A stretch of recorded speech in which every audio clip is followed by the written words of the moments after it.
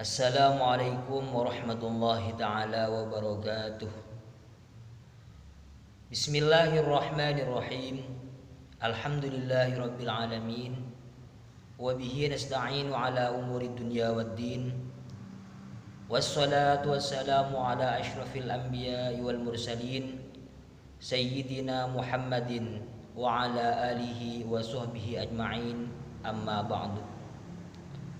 Para pemirsa penikmat YouTube dimanapun Anda berada, Alhamdulillah pada kesempatan di sore hari ini kita masih bisa dipertemukan kembali dalam rangka kajian kitab klasik yang pada saat ini tepat pada kitab Fathul Qorib karya dari Syekhul Allamah Al-Imam Abi Suja Al-Asfahani,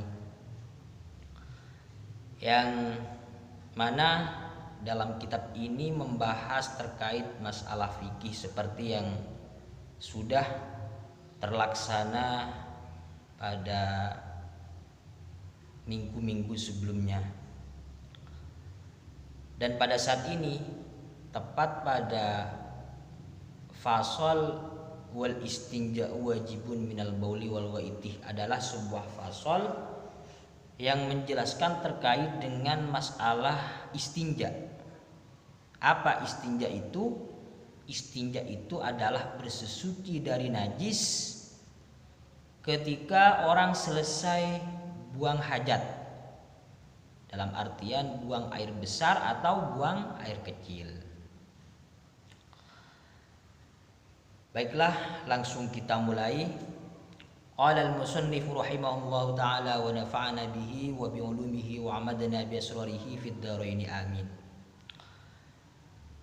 Faslun, ini adalah sebuah fasal atau pisahan dari bab-bab sebelumnya yang sudah terselesaikan pada minggu-minggu yang lalu. Wal istinja'u wajibun minal bauli wal waitih. Istinja itu atau bersesuci berhukum wajib bagi orang yang buang hajat, yakni buang air besar atau buang air kecil.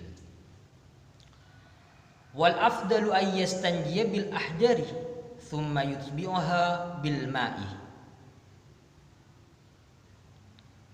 Sedangkan yang lebih utama beristinja dengan memakai batu kemudian diikuti dengan air. Jadi yang lebih utama ketika bersesuci dari najis bagi orang yang selesai buang air besar atau buang air kecil adalah memakai batu terlebih dahulu kemudian diikuti dengan air. Wa yajuzu ay yaqtasiru 'alal ma'i aw 'ala salasati ahjarin yunqi bihinnal mahallah. Boleh bagi orang yang buang hajat, yakni buang air kecil atau buang air besar, mengambil cukup atas salah satunya saja. Entah itu dengan memakai air saja atau dengan memakai batu yang dapat membersihkan terhadap kotoran yang ada di tempat atau yang ada di area lubang keluarnya kotoran tersebut, seperti misalnya bubul atau dubur. Maka boleh dengan memakai air saja atau dengan memakai batu saja, diperbolehkan. Fa idza arada al-iktisaru ala ahadihima fal ma'u afdalu. Cuman apabila orang tersebut hanya ingin mengambil cukup dari salah satunya saja, misalnya di antara air dan batu, maka yang lebih utama memakai dengan air yang lebih utama. Semisal memakai batu saja tidak apa-apa, tetap mencukupi. Man yang lebih utama memakai dengan air.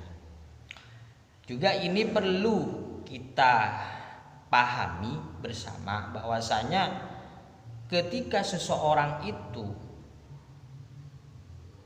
memakai selain air, bersesuci memakai selain air, maka ada syarat-syarat tertentu yang harus diikuti. Di antaranya barang tersebut harus terdiri dari barang yang suci, artinya batunya, misalnya memakai batu atau sejenisnya harus terdiri dari barang yang suci. Terus yang kedua, bendanya harus keras. Jadi intinya di sini hanya sebatas contoh saja, langsung mengkhususkan kepada batu. Misalnya tidak memakai batu yang sama dengan batu, intinya benda yang keras seperti misalnya kayu atau barang yang lain yang keras selain batu tetap diperbolehkan dan mencukupi, artinya bisa mensucikan terhadap tempat keluarnya najis tersebut. Seperti itu. Jadi tidak tentu pada batu saja ketika seseorang itu beristinja memakai selain air. Intinya adalah benda-benda yang mirip dengan batu, yang sama dengan batu. Keras misalnya, bisa menghilangkan terhadap najis. Maka itu mencukupi. Ya, makanya yang ketiga di sini dijelaskan syarat yang ketiga tersebut adalah harus bisa menghilangkan kahanan najis yang ada di tempat lubang keluarnya najis tersebut, misalnya kencing atau berak, seperti itu. Terus yang keempat, harus tidak dimuliakan oleh syarat, misalnya seperti tulang manusia, entah apa sajalah, yang penting benda-benda yang dimuliakan oleh syarak maka tidak boleh dipakai untuk bersesuci. Yang kelima, najisnya harus tidak kering, artinya berak ini kayaknya khusus bagi orang yang buang air besar. Jadi barang yang keluar dari dalam dubur tersebut harus tidak kering. Kalau kering berarti keluar dari kriteria diperbolehkannya seseorang beristinja dengan memakai selain air. Yang keenam, najisnya harus tidak kocar-kacir. Yang ketujuh, najisnya harus tidak melampaui batas hasyafah dan pantat. Yang kedelapan, harus tidak terkena air. Jadi najisnya itu tidak terkena air. Kalau sudah terkena air maka tidak boleh beristinja memakai selain air. Maka tentu pada air yang bisa mensucikan, seperti itu. Dan tidak melampaui hasafah, artinya kencing atau beraknya itu tidak belepotan, seperti itu. Tidak melampaui batasan hasafah dan dubur, seperti itu, misalnya sampai melewati pantat dan lain-lain. Itu adalah syarat diperbolehkannya seseorang itu bersesuci atau beristinja memakai alat selain air. Juga perlu diketahui, ini kembali ke fenomena yang memang sudah terjadi pada saat ini, seperti misalnya di perkotaan dan lain-lain, kan sekarang ini sudah serba modern. Kadang-kadang di sana itu disediakan tisu langsung, tidak disediakan air, misalnya seperti di mall atau di hotel, tidak disediakan air, tidak ada batu dan lain-lain. Di sana langsung disediakan tisu. Apakah boleh beristinja memakai beristinja atau bersuci memakai dengan tisu? Maka menurut yang dijelaskan dalam kitab Buyatul Mustarsyidin diperbolehkan, artinya mencukupi, tetap mensucikan, boleh beristinja atau bersesuci bagi orang yang kencing atau buang air besar dengan